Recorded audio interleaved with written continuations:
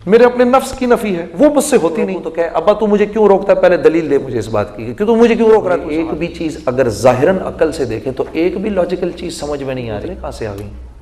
तो पीते पीते मैंने इससे पूछा, यार ये कोल्ड ड्रिंक कहां से आई।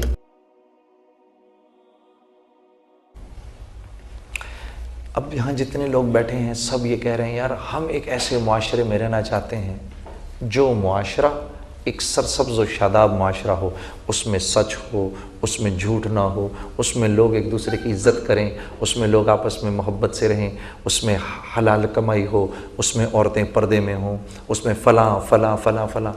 कौन नहीं चाहता? सब चाहते हैं जी, हैं जी, सब चाहते हैं, बिल्कुल सब चाहते हैं। उस्ताद ये चाहते हैं कि तलबा उनकी इज़्ज़त करें, कौन उस्ताद ये नहीं चाहता? तलबा ये चाहते हैं उस्ताद उनको सही सबक पढ़ाएं, उनकी सही तरबियत करें, कौन तालिब इल्म ये नहीं चाहता? तो अल्लाह जल्ल शानहू ने उस्ताद की मर्जी की सारी चीज़ों को तलबा का दीन बना दिया और तलबा की मर्जी की सारी चीज़ों को उस्ताद का दीन बना दिया। ये दीन है, इतना आसान है। लेकिन मेरे अजीज़ों, वो इंसान माशरे में कोई ना कोई चेंज ला सकता है जो खुद अपनी ज़िंदगी को चेंज करने के लिए तैयार हो। ये अल्लाह का फार्मूला है जो बात समझ में नहीं आती। क्यों? क्योंकि ये मुश्किल है। आदमी की नज़र अपनी ज़ात पर नहीं जाती, वो औरों को देखता है। सिवाय अंबिया अलैहिस्सलातु वस्सलाम के कोई मासूम नहीं है, ठीक है, सब गलती के पैकर हैं। जब हम ऐसे इशारा करते हैं भाई तू ठीक हो जा, तो दरअसल हम ये नहीं देखते कि ये 3 उंगलियां मेरी तरफ भी इशारा कर रही हैं। जुनैद, उसका ठीक होना इतना ज़रूरी नहीं जितना तेरा ठीक होना ज़रूरी है। तो जब आप अपनी ज़ात को ठीक होने के लिए, आप अपनी ज़ात की तरबियत के लिए अपने आप को पेश करेंगे, तब अल्लाह जल्ल शानहू आपको औरों की हिदायत का ज़रिया बनाएंगे। ये ऐसे ही है कि यहाँ कॉलेज में आप लोगों ने अपने आप को पैरामेडिक्स के सब्जेक्ट में ट्रेनिंग के लिए पेश किया है। अब जब ये ट्रेनिंग कंप्लीट होगी तो अल्लाह जल्ल शानहू आपको औरों की तकलीफ के दूर होने का जरिया बनाएंगे। या मैं अगर बाहर ही खड़ा हो जाऊं, डॉक्टर बने बगैर मैं लोगों से कहूँ अभी मैं तुम्हारे मर्ज का इलाज करता हूं, तो मैं क्या मर्ज का इलाज कर सकूंगा? नहीं कर सकूंगा। हाँ, मेडिकल कॉलेज में, पैरामेडिक्स के कॉलेज में अपने आप को डालूंगा, यहाँ पर जो यहाँ की जो नॉलेज है उसको सीखूंगा। जब सीख लूँगा किसी ना किसी दर्जे में मुझे चीज़ आ जाएगी, फिर अल्लाह मुझे इस्तेमाल करेगा अपने बंदों की फलाह के लिए। अल्लाह का मामला ये है।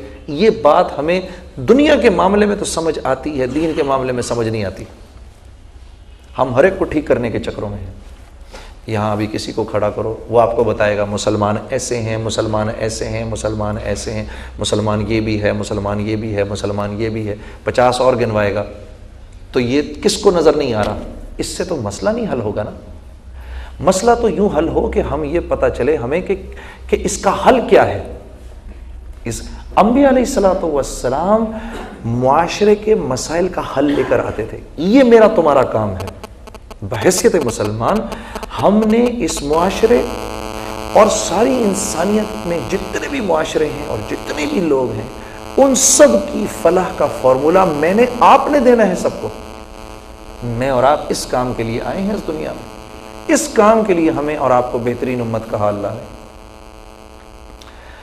हज़रत रबिया बिन आमिर रज़ी अल्लाह ताला अन्हु बड़े जलील कदर सहाबी थे। रुस्तम के दरबार में पहुंचे तो रुस्तम ने पूछा, तुम यहाँ क्यों आए हो?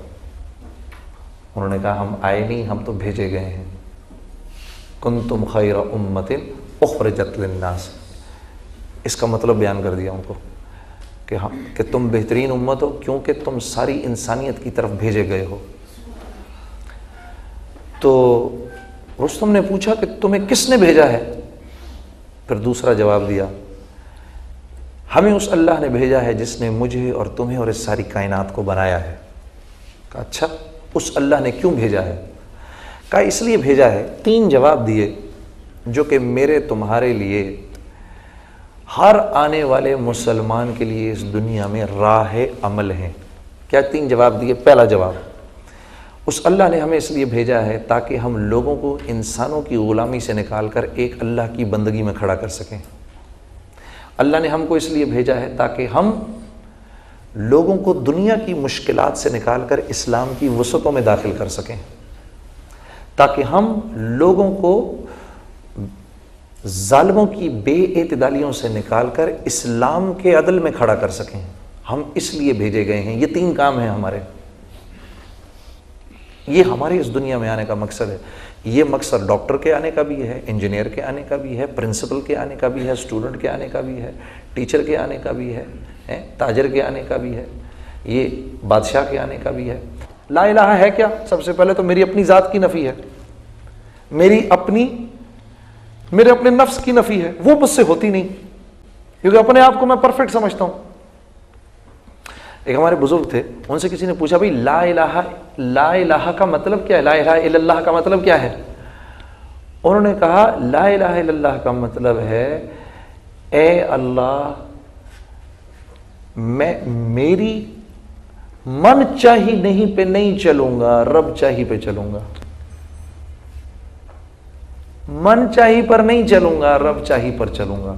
अब ये कैसे करूं मैं? ये तो मानता ही नहीं दिल इस बात को। मुझसे बड़ा तो अफलातून है ही कोई नहीं। मैं कैसे अपनी मनमानी छोड़ करके जुनैद जमशेद के बताने पर चलूं, या मौलवी तारिक जमील के बताने पे चलूं, या फलाने के बताने पे चलूं, या फलाने के बताने पे चलूं? मैं तो खुद सबसे बड़ा अफलातून हूं।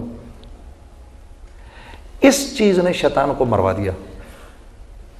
जब अल्लाह ने कहा ना सजदा करो आदम को, तो उसने कहा, ये मट्टी का बना हुआ कल का बच्चा, मैं इसको सजदा करूं?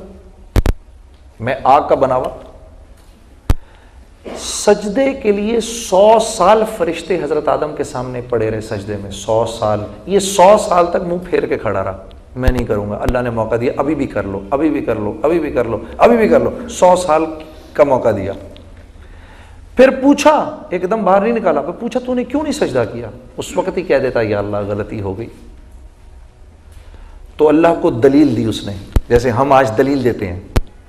जुनैद साहब 1 मिनट, आपके ये कहाँ से ये बात, ये कैसे, ये इसकी क्या दलील है इस बात की? मुसलमान आज अल्लाह के हुक्मों पर दलाइल मांगता है, दलील दे मुझे आप।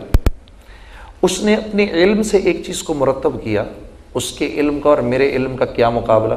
ये ऐसे ही है जैसे मैं अपने 1.5 साल के या 1 साल के बच्चे को, वो आग में हाथ डालना चाह रहा हो, मैं उसको रोकूं तो कहे, अब्बा तू मुझे क्यों रोकता है? पहले दलील दे मुझे इस बात की, क्यों तू मुझे क्यों रोक रहा है तू इस आग में हाथ डालने से? हाँ, तो मैं उसको दलील दूंगा या एक उसको चपत रसीद करूंगा? तो इस बच्चे की और मेरी अक्ल में तो कुछ मुवाजना हो सकता है, बंदे और रब की इल्म में और अक्ल में क्या मुवाजना हो सकता है? अल्लाह ने जब अक्ल को पैदा किया तो उसके 100 हिस्से किए। एक हिस्सा मुझे, आपको और जितने अंबिया आए हैं उनको दिया, और 99 हिस्से जनाब रसूलुल्लाह सल्लल्लाहु अलैहि वसल्लम को दिए। तो हम अपने इल्म से अल्लाह से पूछ रहे हैं, अल्लाह इस बात की क्या दलील है? हाँ, यहाँ पर हाजी हजरात बैठे होंगे, कोई बैठे हुए हाजी हजरात यहाँ पर हैं जी? कोई हाथ खड़ा करके बताओगे, कोई हाजी बैठा है इधर? अच्छा, हाजी साहब बैठे हुए सामने। हाँ जी, अगर वाकई अल्लाह के हर हुक्म की कोई दलील चाहिए मुझे, तो मैं इनसे कहूँ, भाई वो जमरात में जो मैं पत्थर जाके मारता हूँ, तो मैं पत्थर क्यों मार रहा हूँ भाई? उधर वो शैतान तो नहीं खड़ा हुआ वहाँ पर? इसकी आप मुझे कोई आप लॉजिकल मुझे कोई एक्सप्लेनेशन दें इसकी, मैं क्यों मार रहा हूँ पत्थर? यहाँ मैं अपने यहाँ आपका पैरामेडिक्स हॉस्पिटल, इसके सहन में अगर कोई पत्थर उठाना शुरू कर दे, हैं जी, आप पूछे भाई पत्थर क्यों उठा रहे हो प्रोफेसर? वो कहे जी भाई मैंने पत्थर मारना है वो सामने दीवार को। आप उसके बारे में क्या राय कायम करेंगे? तो पागल हो गया बेचारा यार, इसको कहीं जमा कराओ। हाँ, लेकिन वहां पर तो कर रहे हैं, डॉक्टर भी कर रहा है, प्रोफेसर भी कर रहा है, मुफ्ती भी कर रहा है, आलम भी कर रहा है, सब कर रहे हैं। 1 लाख नमाजों का सवाब मिल रहा है हरम में, और अल्लाह जल्ले शानहू फरमा रहे नहीं, इसको छोड़ो और जाओ मिना में 5 नमाजें पढ़ो। वादी में, खुली वादी के अंदर, वहां क्या तुक है 5 नमाजें पढ़ने की? मैं कहूँ या अल्लाह, कोई लॉजिक तो दे इस बात की। नहीं, उधर नहीं जाना हमने यही पढ़नी है। फिर मिना से भाई चलो भाई पैदल अराफात पहुंच गए भाई, थके हारे टुटे पजे अराफात पहुंचे, तो वहां चलो भाई अब आराम करेंगे। नहीं भाई, आराम कोई नहीं करना इधर, यहां से सीधे जाओ मुजदलफा वापस। उफ़ो या अल्लाह, इसकी क्या लॉजिक है जी? थोड़ा आराम करने दें आप हमको, हाँ? और नमाज किसी हालत में छोड़ने का हुक्म नहीं। तो अब आप कह रहे हैं कि मगरिब की नमाज भी ना पढ़ो इधर। कोई बात आपकी समझ नहीं आ रही हमें।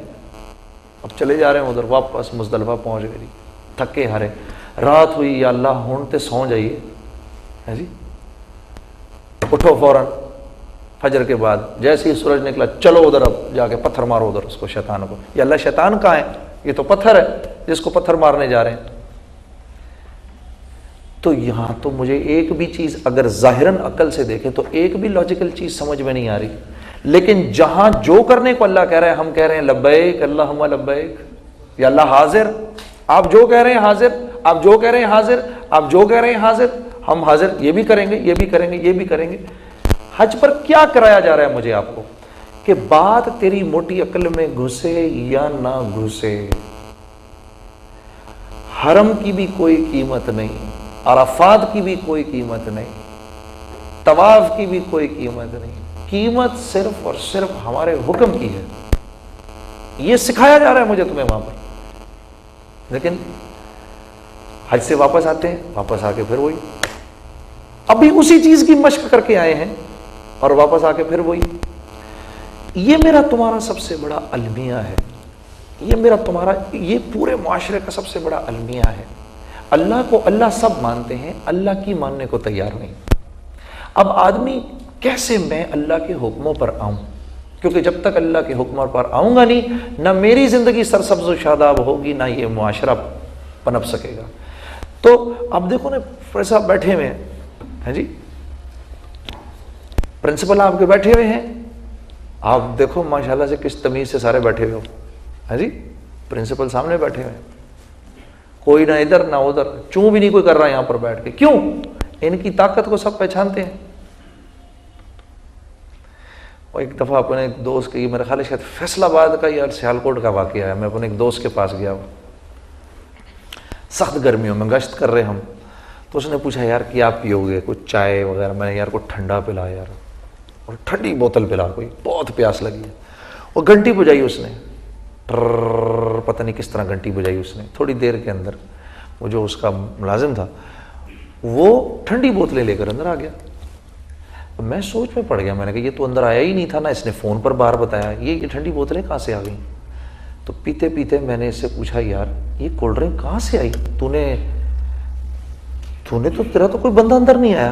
कहता नहीं वो अंदर तो नहीं आया यार, वो मेरी घंटी पहचानता है कि इस घंटी का क्या मतलब है। मैं घंटी एक खास अंदाज से देता हूँ। अबे मैंने सर पकड़ लिया, मैंने कहा ये देखो यार, हम आज जिसकी मुलाजमत करते हैं उसकी घंटी तो पहचानते हैं, जिसका खा रहे हैं, जिसका पी रहे हैं, उसकी मंशा नहीं पहचानते। ऐसा मैं अजीब हो गया उसकी बात सुन, ये मेरी घंटी पहचानता है। इलाह किसे कहते हैं? ला इलाहा, इलाह किसको कहते हैं? कि जिस वक़्त उसका नाम आए और उस पर एतमाद करने को कहा जाए तो एकदम दिल को सुकून और चैन मिल जाए। अभी 1.5 लाख रुपए मेरे अकाउंट में जमा हुए हैं, एकदम से मैं बशाश हूं इस वक़्त, दुश्मन भी दोस्त नजर आ रहा है, उस पैसे पर एतमाद है, इससे अपने सारे काम होने का मालूम है। हाँ? मेरा यार, मैंने उससे एक दिन पूछा, मैंने कहा यार माशाल्लाह कारोबार कैसा चल रहा है? अल्हम्दुलिल्लाह। मैंने कहा अल्हम्दुलिल्लाह से क्या मतलब, यानी माल खूब आ रहा है? कहता है बस अल्हम्दुलिल्लाह। मैंने कहा मैं तुझे एक बात बताऊं, अल्हम्दुलिल्लाह तो तू तब कर जब यही पैसा जो तेरे पास आ रहा है तो तू कम से कम जितना आज अल्लाह के रास्ते में निकाल रहा है उससे दुगना तू दे रहा हो ना अल्लाह के रास्ते में, फिर अल्हम्दुलिल्लाह कहना जायज़ है। अल्हम्दुलिल्लाह तो तू तब कह कि जब पहले इसमें हराम का एक अंसर था, अब ये 100% हलाल हो गया है। अल्हम्दुलिल्लाह तो तू तब कह जब ये पैसा तेरे घर में जा रहा है और तेरी औलाद को अल्लाह की फर्मा बरदारी पर उठा रहा है। अल्हम्दुलिल्लाह तो तू उसको तब कह, अल्हम्दुलिल्लाह तो तू उसको तब कह कि जब ये पैसा पहले तेरे घर में आ रहा था तो तेरी बीवी बेपर्दा थी, अब ये जब पैसा तेरे घर में आ रहा है तो तेरी बीवी ने हर नामहरम से अपने चेहरे को छुपा लिया है। अल्हम्दुलिल्लाह तो तू तब बोल इसके बारे में, अल्हम्दुलिल्लाह तो तू इसके बारे में तब बोल कि पहले इसको खा के तेरी तहज्जुद की नमाज फौत हुआ करती थी, अब तू तहज्जुद की नमाज बाकायदगी से पढ़ रहा है। अल्हम्दुलिल्लाह। तो तू उसको इसके बारे में तब बोल कि जब तेरी पहले नमाज कज़ा हुआ करती थी, ये जब से तू पैसा खा रहा है उस वक्त से तेरी एक नमाज जमात से नहीं छूट रही। अल्हम्दुलिल्लाह तो तू तब बोल, अल्हम्दुलिल्लाह तो तू तब बोल कि पहले अल्लाह वाले तेरे घर आने से हिचकिचाते थे, अब हर अल्लाह वाला तेरे घर आता है और तेरे माल को खाकर अपनी खुशनसीबी समझता है। अल्हम्दुलिल्लाह तो तब बोल तू, ना कि तू अल्हम्दुलिल्लाह बोल रहा है कि ये बढ़ गया है। क्यों? क्योंकि इस पर एतमाद है मुझे, इस माल पर। ये सोच रखने वाला, गलत यकीन रखने वाला मुसलमान है मेरे अजीजों। ये सोच रखने वाला, गलत यकीन रखने वाला मुसलमान है, जिससे आज पूरा मुआशरा भरा हुआ है।